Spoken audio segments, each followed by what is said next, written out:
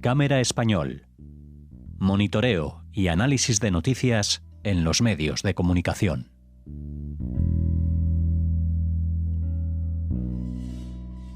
Bienvenidos oyentes, les saludamos una semana más aquí en Radio Sefarad en el Cámara en Español, este programa que Masa Gabriel nos trae cada semana para hablar de medios de comunicación y noticias relacionadas con Israel. Hola Masa. Hola Alejandro, ¿cómo estás? Bueno, bien, aquí acompañándote una vez más en este espacio. Gracias por dedicarnos unos minutos. Sabemos que te encuentras con la garganta un tanto afligida, pero aún así sí. Atiendes nuestra llamada para hablarnos de Hamás y de un artículo también que compartimos con los oyentes que habéis publicado en Cámara. Sí, pido disculpas por esta voz, pero bueno... Estamos en estos meses donde los cambios de temperatura provocan estas cosas. Bueno, sí, efectivamente, cuando grabamos esto hace unas horas que Israel reanudaba las operaciones en Gaza y que todos los medios saltaban al unísono hablándonos de que Israel rompía el alto el fuego y que mataba a 400 personas, no sé cuántas, en unos bombardeos que además destacaban sin avisar. Cosa que es interesante porque de nadie especifican que son bombardeos sin avisar, solo de Israel. ¿Por qué? Porque Israel debe ser el único país que avisa que va a bombardear, pero bueno, esto para otro capítulo. Es interesante porque justo estaba hablando con un amigo antes y yo le comentaba que yo cuando empecé este trabajo de monitorear los medios, lo hice por mi profundo respeto al periodismo, porque yo pensaba que el periodismo era algo esencial, sigo pensándolo, esencial para la salud de los países democráticos, la salud interna. Tiene que haber controles hacia los poderes y con ese grandísimo respeto y con esa voluntad de que se hiciera mejor, convencidísima de que en su gran mayoría los medios se equivocaban. Después de muchos años dedicándome a esto y sobre todo a raíz de lo sucedido el 7 de octubre, yo puedo decir, creo, sin miedo a equivocarme, que no son errores, es voluntad.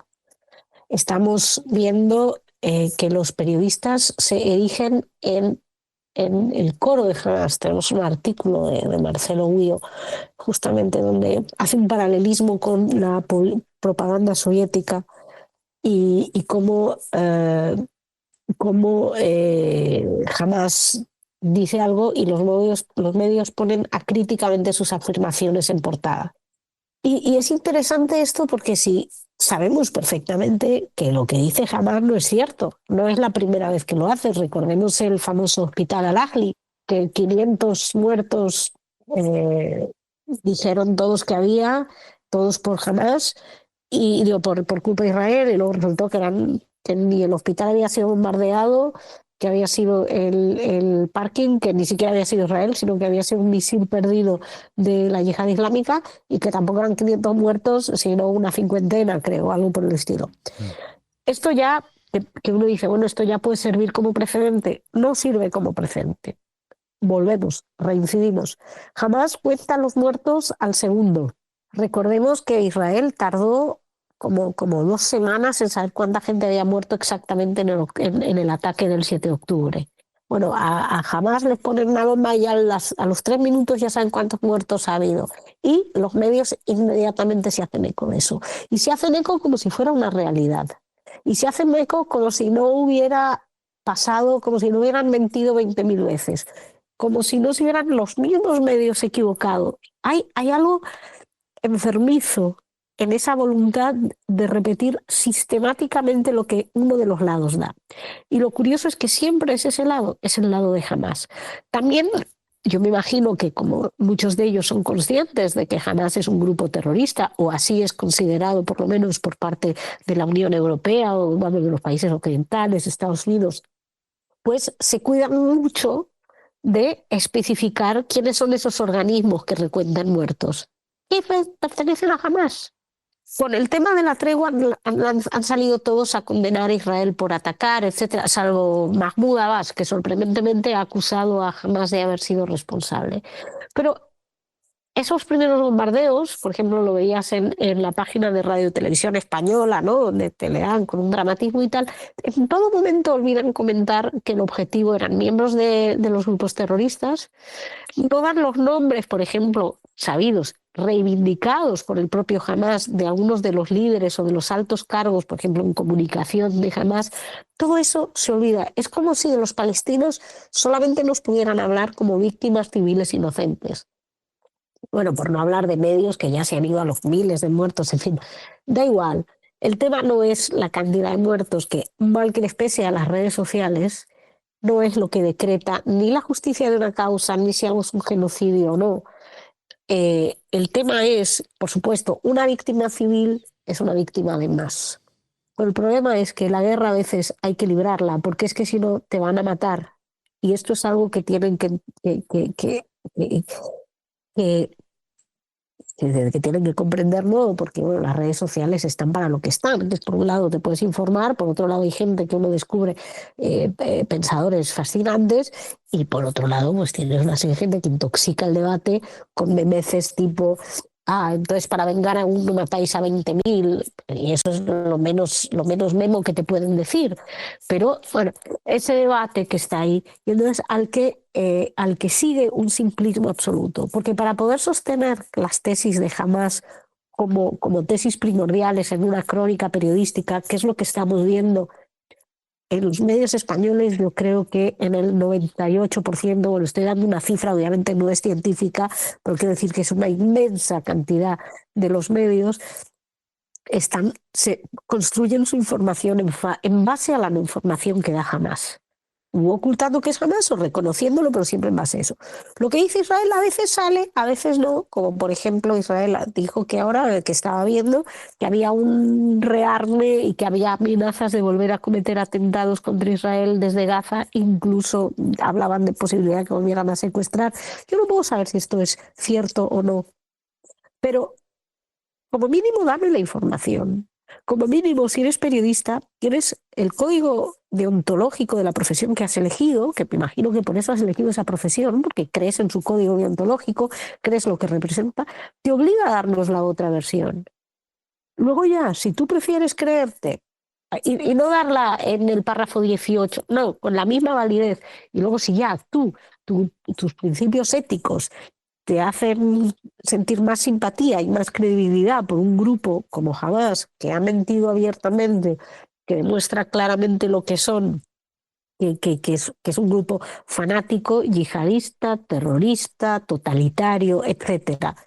Bueno, pero si tú prefieres creer a ello, ya es una cuestión que uno no puede entrar. Pero como mínimo, como medio, tienes la obligación de dar también la versión del país democrático con filtros y contrapoderes, y a ser posible darlo que se note, que no se note tanto que te caen mucho mejor los muchachitos violadores de Hamas.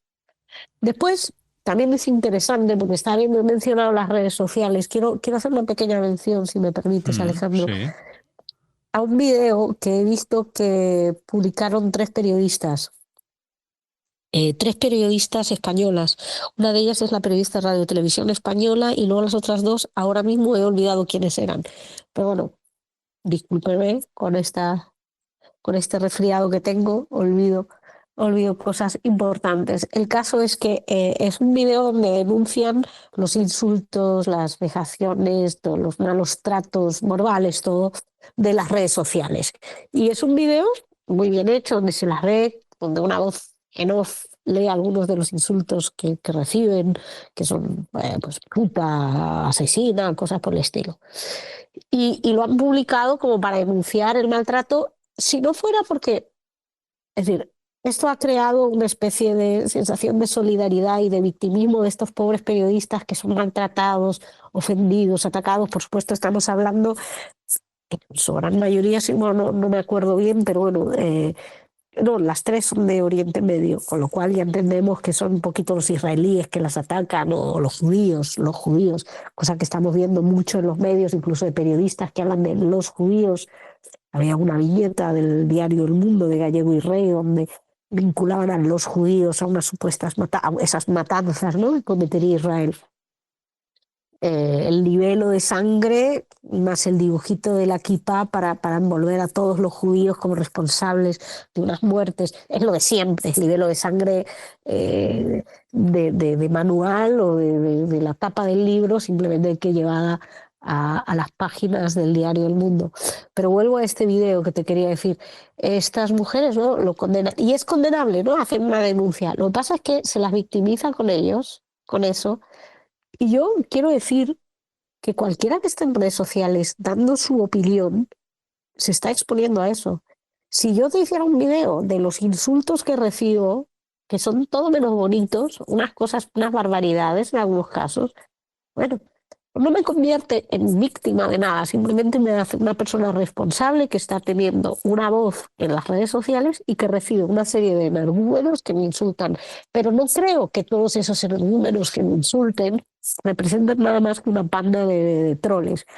No, alguna vez pones algún chistecito al respecto, pero me llamó la atención este grado de victimización porque creo que nos lleva también a una especie de problema de la vanidad del periodista, del ego del periodista que queda en primera línea más allá del trabajo en sí. No hay una voluntad de trabajar la información, de elaborarla, de traer, insisto, los códigos, de regirse por esos códigos deontológicos del periodismo. Y lo que hay es una idea más de brillar con tus comentarios opinativos y en los cuales, como te decía, se construyen básicamente en torno a una narrativa de Hamás. Bueno, y solo por cerrar más así, me gustaría, en base a esta referencia al periodismo, se da mucho cifras, se habla de estas 400 víctimas, se habla de niños, con una cifra concreta también.